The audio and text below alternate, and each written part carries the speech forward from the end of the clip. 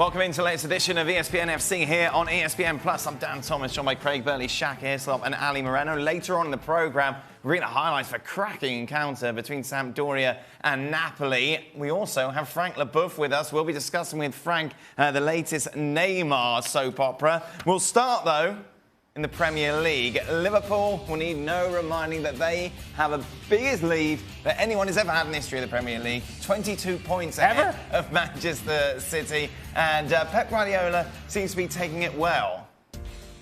This is what he had to say. Some strange comments yesterday after that 2-0 defeat against Spurs. The last 2 seasons, it was an owner. Well, actually, it was 2 seasons ago. It was Chief Executive Richard Scudamore that says that can't happen again. What he's talking about is that City winning the title that way with 100 points is not good for the Premier League. Now it's Liverpool. The owner has to be concerned again. It seems a strange thing to say after, of course, what has been a poor run for Manchester City. These cracks appearing for Pep Guardiola? What are we reading? I don't think so, but, he is, it is right, Richard Scudamore, who's no longer there, who did a great job for years, he is right in some sense. It's not good. It's not good this season. Yeah. It wasn't good when that happened. Last year it went all the way, 1 point separating the teams, the 2 at the top. I don't know how the questioning got him round to that. Yeah. Or whatever, I don't know, but... No, I don't think he is, to be honest. I'm quite bullish about Man City. I know that might sound strange after the weekend, but I think they themselves are shooting themselves in the foot at the moment. But the boys were talking yesterday about how this is a mental issue, in the fact that they don't have the same sort of motivation going out there because they know that they've lost the title. So they're losing that edge. Yeah. And the concern is going forward then how easy it is to rediscover that edge. Well, we talked a lot about that with PSG over the years. Yeah. Because they'd won the league at a canter so easy, and then, you've got to almost pick your tools back up again and get going. There's definitely an edge gone out of them because of the situation in the league. However, I think the well-documented defensive problems are one of the reasons. And I think the other one is and by the way, is a great result for Spurs in the context of 3 points. But taking the decisions, the red card it should have been and all that away, it was embarrassing for long periods. City played some great stuff. I mean, Tottenham couldn't get a kick. The ball retention was horrible. We'll get to that later about Tottenham. But I think from City's perspective, I think there's an arrogance in the final third. Almost like a nonchalance of we're just going to create so many chances that they've become so careless in finishing teams off that they haven't. And I think that's been a big problem for them as well. I saw a lot during the first half of great stuff. Yeah, but similar to what we saw with United, and that's the problem. This isn't a one-off for City. No, it's not. And listen, to start the season, we all said, listen, if they were offered the league and the Champions League between City and Liverpool, Liverpool would prefer the league, City the Champions League. Ultimately, you feel that's where they'll be judged. But to your point, you don't play in previous seasons. And that, for me, is the most concerning aspect to all of this. Because still, given their defensive problems, you're not going to bank on them keeping a clean sheet every single weekend. What about this stuff after the game? Talking about Scudamore in Liverpool, too. Is this distracting? Just look over here. I tell you what this is. It's Mourinho-esque from Pep Guardiola. And once you go down that path, is essentially, you now know clearly, and he knows this better than everybody else, that the league is gone. And so you're trying to control the conversation and in some ways distract everybody else from what's going on with your clubs. And what I think are the shortcomings of his club. He can sense it. He sees a team that is lacking focus, and he knows that this is a team that at their very best can compete and beat anybody in Europe. And there's no question about that. Hence why they're still favorites in the Champions League. And everybody is sort of hoping and expecting and betting on their very best.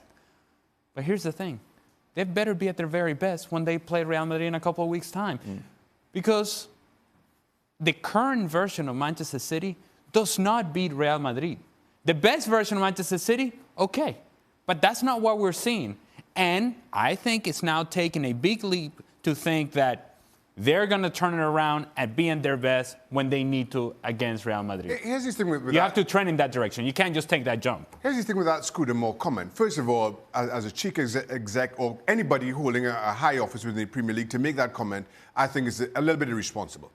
But, listen, I don't remember when he said it. I don't remember how it was. It was 2 seasons ago. It was in the context of money. Right, but yeah, granted. But to the point, you can take that and interpret it, or maybe it was meant as a clarion call of sorts to the rest of the league, that you have to keep up with Manchester City. But for somebody like Pep Guardiola, given the successes he's had, given his experience, given the club he's currently with, to somehow turn that into a siege mentality moment, I find that beyond Manchester City, and I'm a little bit disappointed in Pep. Frank, I'm intrigued to get your view on this focus point. Craig brought up PSG, and maybe that's affected them over the years in the Champions League. Mentally, how easy is it for a player to get back to 100% focus when it's like the Champions League on the line? Well, it's a challenge. It's a goal. You try to think that, okay, we lost the league, but we can catch something. But it's the most competitive competition that you're going to face. And we know that many clubs want to win it every year, and only one's going to do. And it's very, very hard. And when you start doubting about your skills, the way you should play, Craig was saying about Sergio Aguero giving a bad pass, where normally they all give very good passes, you maybe lose something that you're going to pay cash after against bigger clubs. But I have to say that this comment is for me a right comment, where you say, yeah, it's true that if last year City won very easily the Championship, the Premier League, and if Liverpool wins the Premier League, it's a problem for the FA. Because why we love the Premier League is because 4 or 5 teams can fight to win it, where in France, clearly, Paris Saint-Germain is going to win every year, where it seems to be in Italy, Juventus winning all the time, Bayern Munich winning 9 times out of 10. Well, it's boring. It's you have maybe Real Madrid and Barcelona fighting with Atletico Madrid. But the Premier League is the most interesting league because many clubs can win. And it's not the case for the past 2 years. So it's a problem to be solved. Not by Scudamore because he's not there, but it's a concern. So, yeah, I can agree with what he said. I mean, Leicester won it, Chelsea won it, City a couple of times, and then Liverpool are going to win it this year. Arsenal are out the hunt, as we know, at the moment, and Tottenham have floated around a few times. But I think the bigger issue, one of the bigger issues for me, and you don't want to see a team win the league like this, was when the English teams were getting tanked in Europe. For a period. I think that was almost more embarrassing for the brand than this scenario. But, you know, I don't know why he's irked about it, but I think it's, well, why are you not talking about Liverpool in the same terms you talked about us? Well, one, the chief executive's not there, so he's not going to be saying anything about this current Liverpool, and nobody else is probably going to come out and do it. I'll go back to the point. It was so embarrassing as a football match for quite a long period in that first half. That's why I don't think you can say, well, you can say they played badly. I mean, Tottenham couldn't get the ball. The bottom line here is we know they can't keep clean sheets. That will not go away. They're now going to have to mollycoddle and really wrap up the likes of Laporte and 1 or 2 others. And if they're even 10% doubt, they're not playing the league because he needs him for the Champions League. And when they get teams, and they could do it to Real Madrid, they could do it to Liverpool, they could do it to any team. They could create chances for fun. But metaphorically speaking, going to help also defensively the club. But it's true that it's possible that either Tottenham or Wolverhampton, Manchester United come back to the race and overtake maybe Chelsea at the end of the competition. But it's part of it. I think we don't expect anything from Chelsea this year because they couldn't recruit this summer. Also during the window market of this winter. So it's hard for Frank Lampard. It's hard for the club. But I think it's nice to see them fighting and still be at this 4th place after a very hard summer. So I'm confident they can keep it, and I'm confident they can still do it because I don't think Tottenham should have won that game. I think they don't play well. I'm not sure they're the most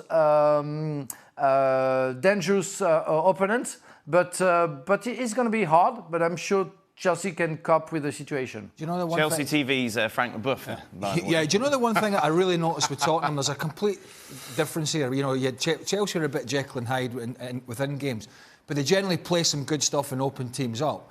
The one thing with Tottenham that I've noticed, and it's got, whilst the results have gone from 14th in the league to 5th, and they've had some results, their ball retention is completely different from Pochettino to Mourinho. And I know you're against a City team that are pressing, but they did it at Wolves, and they've done it in other games against poorer sides. I know they've got no focal point in Harry Kane, but too often they've just punted the ball. Right. I've never seen Tottenham in the last couple of years have so many bad passes within a game. And whenever the ball broke down against City, Spurs got it back. They tried to play a pass out generally, or they humped it forward, and it came straight back. That's a concern going forward. If you want to be concerned about the Premier League, you just have to look at that race for top 4. That all these teams that have had awful seasons by their standards, historical standards, they still have an opportunity to get into the top 4. How many times we have talked about Manchester United and Spurs and their struggles, and somehow Chelsea with their inconsistency, they're still in a top 4 position. If that should be the source of concern, that these teams, as bad as they have been, they still have an opportunity to reward themselves at the end of the season. Just a reminder, if you ever miss a show, you can download our daily podcast and listen to when you're out and about. Oh, what a lovely feeling.